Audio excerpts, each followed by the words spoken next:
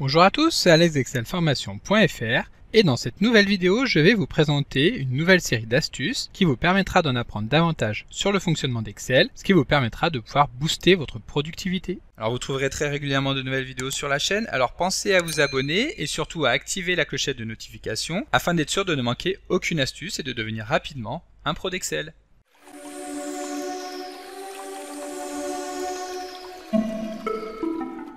Si vous souhaitez obtenir des centaines d'autres astuces pour devenir plus performant sur Excel, vous pouvez télécharger le livre offert sur excelformation.fr en suivant le lien disponible dans la description de la vidéo. Savez-vous comment calculer une moyenne pondérée sur Excel? Si Excel ne propose pas directement de fonction dédiée au calcul de la moyenne pondérée, c'est-à-dire une moyenne qui va tenir compte d'un coefficient, il reste très simple de calculer celle-ci avec la formule suivante. Nous utilisons la fonction SUMPROD qui permet de multiplier des matrices les unes avec les autres. Dans celle-ci, nous allons tout d'abord multiplier les coefficients que nous allons passer en référence absolue en appuyant sur la touche F4. Ce qui nous permettra ensuite d'étendre la formule vers le bas. Cette matrice, nous allons la multiplier par les notes obtenues, donc par Alfred des efforts. Ensuite, nous allons tout simplement diviser ce résultat par la somme de l'ensemble des coefficients utilisés donc pour calculer les notes. Une fois de plus, nous allons passer en référence absolue en appuyant encore une fois sur la touche F4. Lorsque nous validons, Excel nous retournera donc la moyenne pondérée de cette personne. Il suffira ensuite d'étendre la formule sur l'ensemble des cellules pour obtenir la moyenne pondérée de chacun des élèves. Savez-vous comment combiner plusieurs classeurs dans un seul et même classeur? Lorsque nous souhaitons récupérer les données de plusieurs classeurs, cela peut demander un certain temps, surtout lorsqu'il y a de nombreux classeurs. Mais pour réaliser cette opération très rapidement, nous allons pouvoir utiliser l'outil Power Query. Pour cela, nous allons nous rendre dans le menu Données afin de lancer une nouvelle requête à partir d'un fichier et ici nous sélectionnons à partir d'un dossier. Ensuite, dans la fenêtre qui s'affiche, nous sélectionnons le dossier dans lequel se trouvent tous les fichiers et nous cliquons sur Ouvrir. Excel nous présente alors une table avec l'ensemble des fichiers qui ont été obtenus et il va nous suffire de dérouler le menu Combiner afin de cliquer sur Combiner et Charger. Ici, l'opération peut demander un certain temps afin qu'Excel puisse récupérer les valeurs de l'ensemble des fichiers. Ensuite, Excel nous affiche une fenêtre dans laquelle nous allons pouvoir sélectionner le nom de l'onglet dans lequel se trouvent les données, ce qui sous-entend bien entendu que sur chaque fichier que nous allons intégrer, les données soient renseignées dans une feuille de calcul qui porte évidemment le même nom. Cela étant fait, nous cliquons sur OK, puis Excel va mettre un certain temps afin de combiner l'ensemble des données de tous les fichiers et de nous les présenter dans une nouvelle feuille de calcul qu'il va créer sur le classeur actif. Une fois l'opération terminée, nous allons donc retrouver ici un tableau Excel dans lequel nous retrouvons dans la première colonne le nom du fichier depuis lequel les données ont été intégrées et ensuite nous retrouvons à la suite les différentes données qui correspondent. Savez-vous comment calculer la part des cellules répondant à un critère sur Excel? Pour calculer le rapport entre les cellules qui répondent à un critère et l'ensemble de toutes les cellules, nous allons devoir utiliser deux fonctions. La première de ces fonctions est la fonction nb.si qui permet de calculer le nombre de cellules qui répondent à un critère donné. Et donc pour obtenir le nombre d'élèves ayant obtenu la moyenne, nous allons utiliser la fonction nb.si de la manière suivante. Tout d'abord, nous sélectionnons les cellules dans lesquelles se trouvent les notes obtenues par les élèves et ensuite nous allons saisir le critère, c'est-à-dire que nous allons vouloir obtenir le nombre de personnes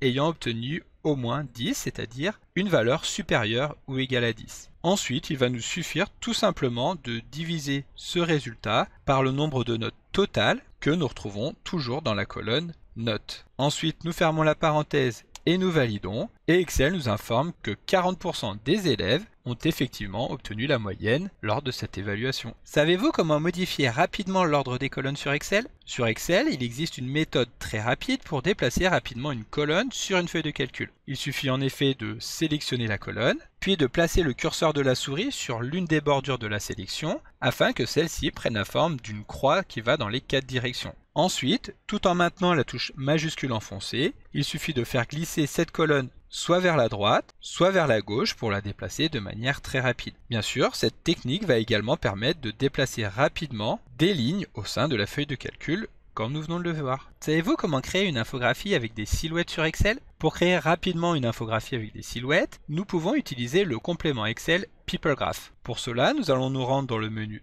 Insertion, afin de cliquer sur l'icône People Graph. Excel va alors nous insérer l'infographie comme nous lui avons demandé et nous allons ensuite pouvoir la personnaliser très rapidement, donc déjà en la redimensionnant. Alors Excel nous a inséré ici donc l'infographie mais à partir de données bateau. Si nous voulons personnaliser celui-ci à partir de nos propres données, nous cliquons donc sur l'icône données, puis nous cliquons sur sélectionner les données. Ensuite nous choisissons les données, nous cliquons sur créer et les données vont s'actualiser évidemment à partir de nos informations. Depuis le menu données, nous allons également pouvoir personnaliser le nom donné à notre complément que nous allons appeler par exemple population des grandes villes. Ensuite donc nous cliquons sur l'icône pour revenir sur la fenêtre principale et nous allons également pouvoir personnaliser l'apparence de notre infographie. Tout d'abord nous pouvons choisir un style global donc à donner à notre infographie. À partir de ce style, nous pourrons sélectionner également un jeu de couleurs, donc un style en particulier, et également les formes à donner donc à nos icônes. Nous allons par exemple ici utiliser cette silhouette-là. Connaissez-vous la différence entre la fonction et la fonction OU d'Excel? Lorsque nous voulons effectuer un test complexe sur Excel,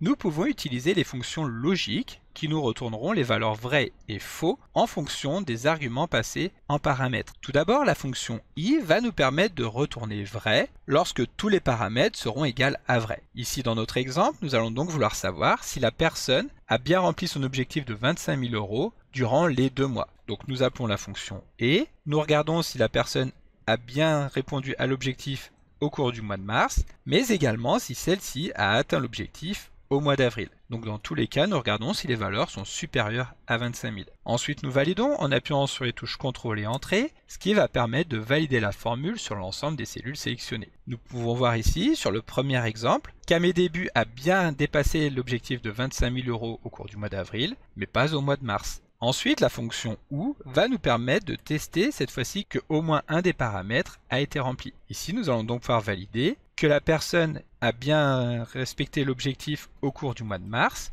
ou si ce n'est pas le cas, qu'elle l'a respecté au cours du mois d'avril. Et donc nous procédons exactement comme nous l'avons vu juste avant, sauf que nous appelons ici la fonction OU. Comme nous pouvons le voir, à chaque fois que la fonction et nous retourne vrai, la fonction OU nous retournera vrai également, étant donné que cela voudra dire qu'il y a au moins un des arguments qui sera égal à vrai. Donc comme d'habitude, vous pouvez télécharger le support de secours en suivant le lien que vous trouverez dans la description de la vidéo. Si la vidéo vous a plu, n'oubliez pas de la liker et de la partager à vos collègues et amis sur l'ensemble de vos réseaux sociaux. Et vous pouvez également me laisser vos impressions dans l'espace des commentaires, je lirai chacun d'entre eux et y répondrai avec plaisir. Évidemment, si ce n'est pas encore fait, abonnez-vous à la chaîne pour ne manquer aucune astuce. C'est également très important pour m'aider à gagner en visibilité afin de pouvoir développer la chaîne et continuer de vous proposer des tas de nouvelles vidéos. Merci d'avoir suivi cette vidéo et à très bientôt pour un prochain tuto.